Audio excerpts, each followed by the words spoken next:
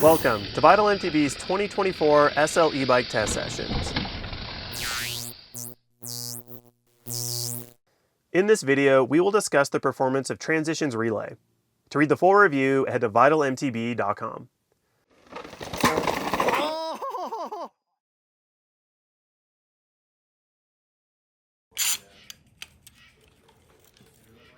Yeah, over this effort. Yeah. Oh, we're gonna do a third outing? Of all the bikes in this year's test sessions, Transitions Relay presented a unique proposition. It might use the same compact yet powerful Fazua motor as a Santa Cruz Heckler SL and RE Bike's Nebo Peak, but it's the only bike that encourages riding without assistance if desired. A unique and refreshing approach to the SL category, Transition achieved this duality via a removable 430 watt-hour battery. Hidden behind a tool-free, removable plastic cover in the down tube, sliding out the battery takes only seconds and drops 5 pounds from the bike. Our size extra large test bike weighed 45 pounds with the battery installed and 40 pounds with it removed. This made the Relay the third heaviest bike in the test, beating out only the full-power Giant Trans X Advanced E Plus and Cannondale's Moterra SL. It's still light in the big picture of e-mountain bikes, but it is on the heavier side within the SL category. And with its battery removed, it was just a pound lighter than the lightest bike in the test, Specialized's Levo SL. The Relay was the longest travel bike in the group with 160 millimeters of travel front and rear. Combining its longer travel amount with the geometry package that blurs the line between all mountain and enduro, the Relay does put most of its eggs in the descending performance basket. However, it maintains adequate climbing performance thanks to a steeper C-tube angle and a not too slack 64-degree head tube angle. For riders looking to push the envelope even further descending, Transition offers the Relay in a P&W configuration, which bumps travel up to 170 millimeters with a coil shock and a beefier fork. It also swaps the dual 29-inch wheels for a mixed-wheeled setup. Regardless of which build you pick, the frames are the same, and each travel amount and wheel configuration are possible with the corresponding shock size and flip chip position. The Relay comes in both aluminum or carbon, but both feature the same Fazua E components. The Ride 60 motor is one of the lightest motors on the market and produces 60 Nm of torque with 450 watts of peak power. 3 assist modes, Breeze, River, and Rocket, are selected via Fazua's bar-mounted ring controller, and a top-tube integrated display consisting of 5 lights indicates assist mode and battery life. You can also jump into the Ride 60 app to create new riding profiles or adjust individual modes, as well as check your battery life as a percentage instead of bars on the top tube. The Relay comes in 2 alloy and 3 carbon builds, ranging from $6,800 to $12,500, and sizes range from extra small to XXL. Transition has been running sales like many brands lately, so check their website for the most up-to-date pricing. We tested the Carbon GX Axis build, which retails for $10,000, tying the Relay for second most expensive with Giant's Trans X Advanced E Plus and Trek's Fuel EXE.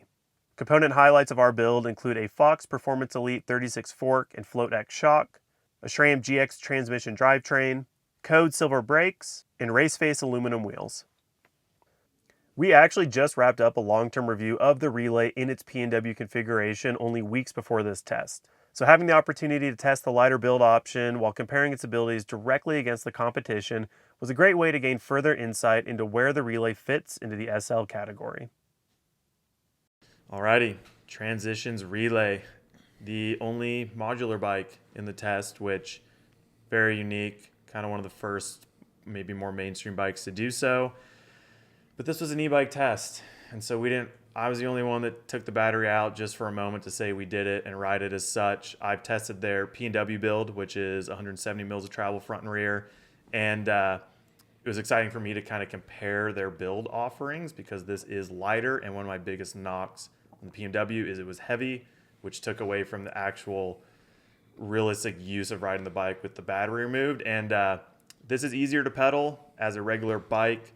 That doesn't mean I think people will still do it. It's still 40 pounds with the battery pulled out. Most people don't pedal 40-pound bikes anymore. So it's a cool feature and thing to have, but I think the way most people will experience this bike is as an e-bike.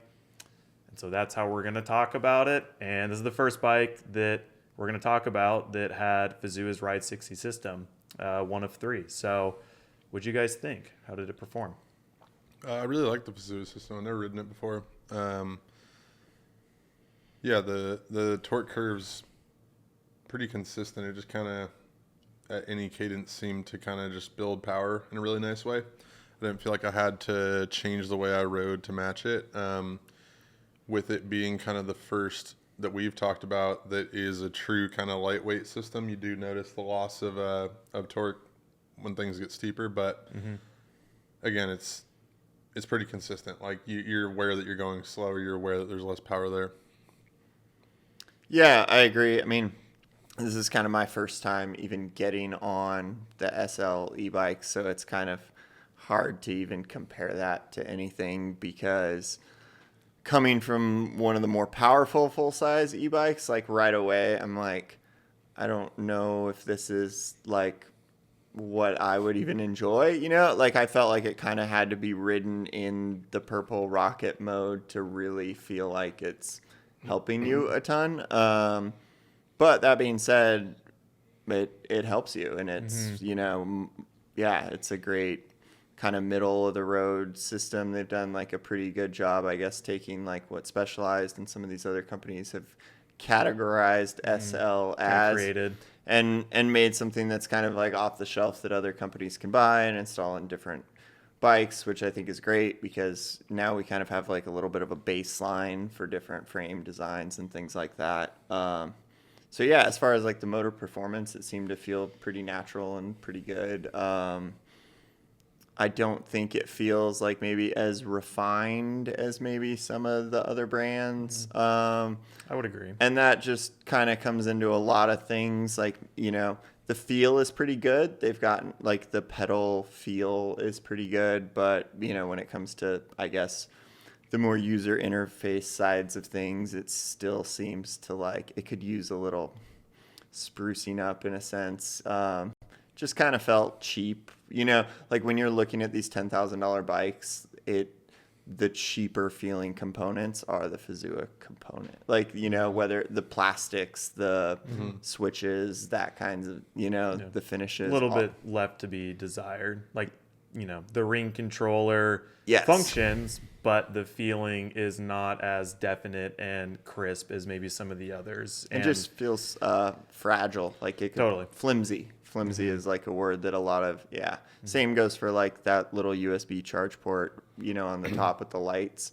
That's a super cool feature to be able to plug your phone in there. I don't know if I'd ever do it. Maybe like before I get a drone shot and I realize my phone's dead, and I'm like, let me plug it into my e-bike real quick, you know? I don't know how useful that is. It's a cool feature, but and that thing doesn't rattle, but it just seems like another thing that could break, or another thing that could potentially rattle, or just something that's not super solid and integrated into the bike, like the Specialized, like the Trek, like the Giant, and some of those bikes. Yeah, I think that ring is the biggest downfall of the Fazua system. It's not always the most like, sure, I don't know, I don't feel like I get it every time when I'm riding and trying to hit it. Like if you're pedaling and changing modes, pretty easy, but like in a split second trying to hit it, it seems like it kind of jams up, can rattle, feels cheap. Where I think the Fazua excels is battery usage and noise. Like you mentioned, you think it's kind of similar to the Levo sound. To me, the Levo is really loud, more similar to kind of between this and a Shimano. This, you mentioned maybe it's a higher octave or higher pitch, and I would agree, but it's one I don't really notice.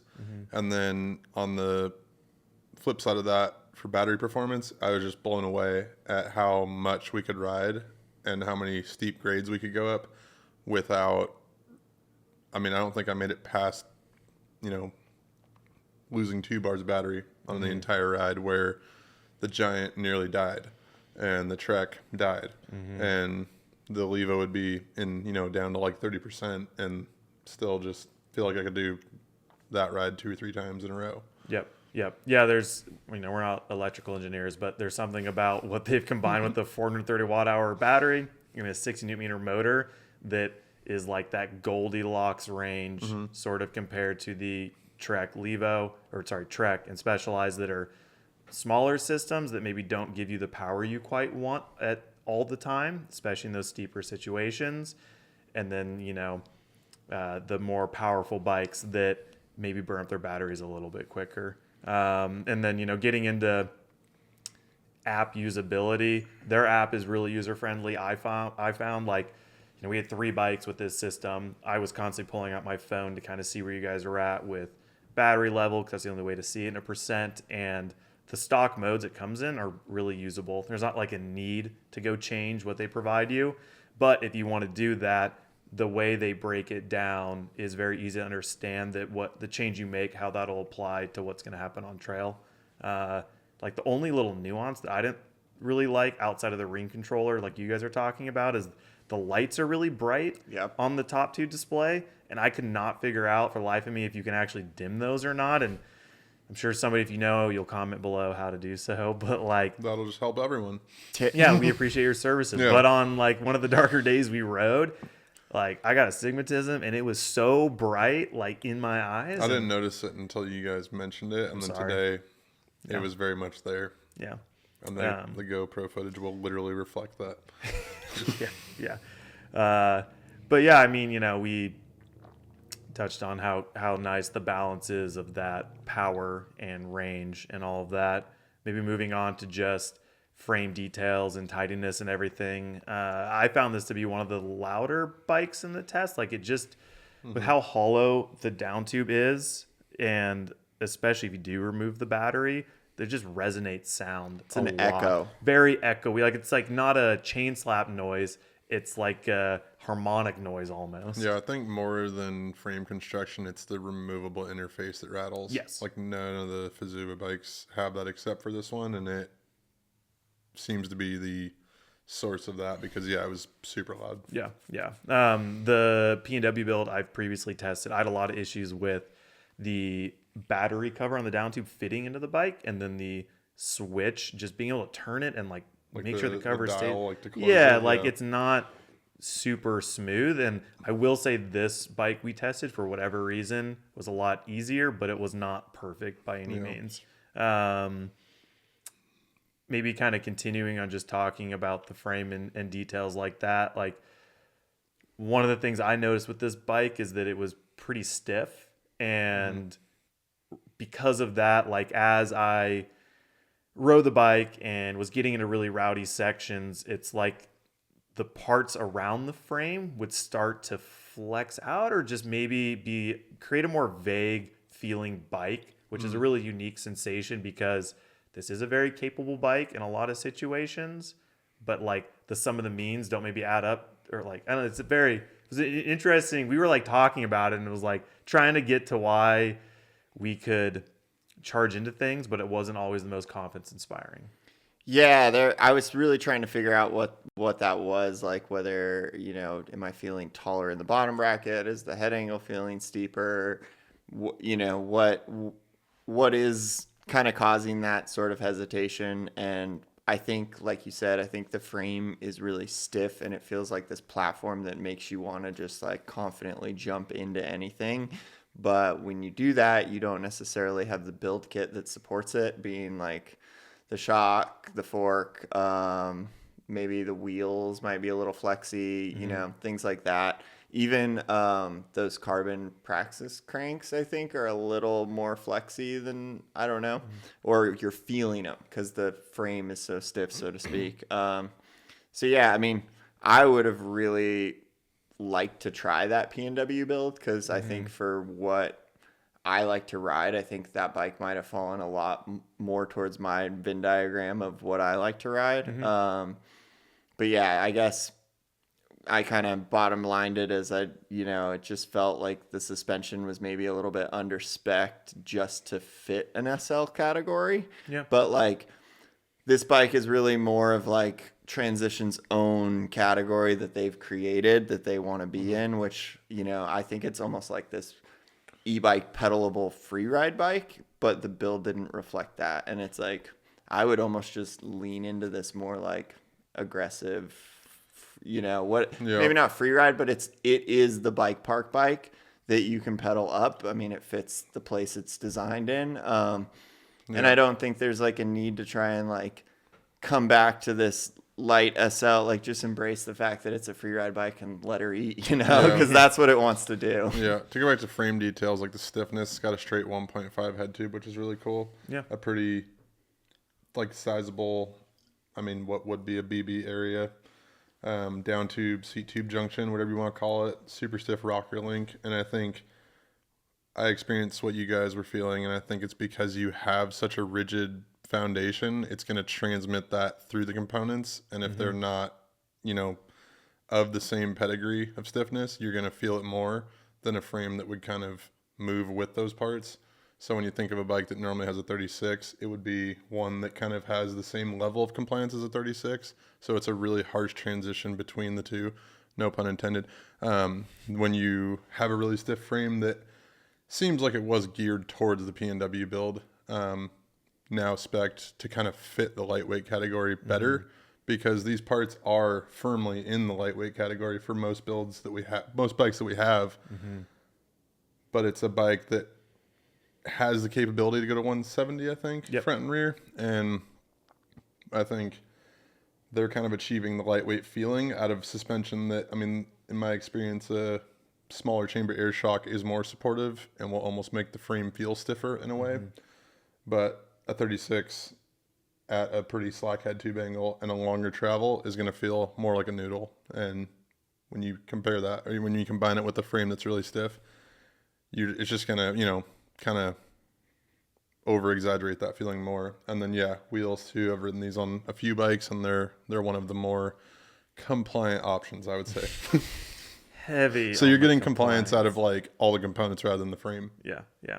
And it's a $10,000 bike. Transition has been running sales on this bike, so you probably can get it cheaper if you jump on it more quickly than not. But it everything you guys are saying, there, like the wheels, the suspension, there's some areas that I don't feel like the value's provided, but maybe overall the spec is appropriate in like the right places, like good brakes, good cockpit, dropper, the stock tires were good as well.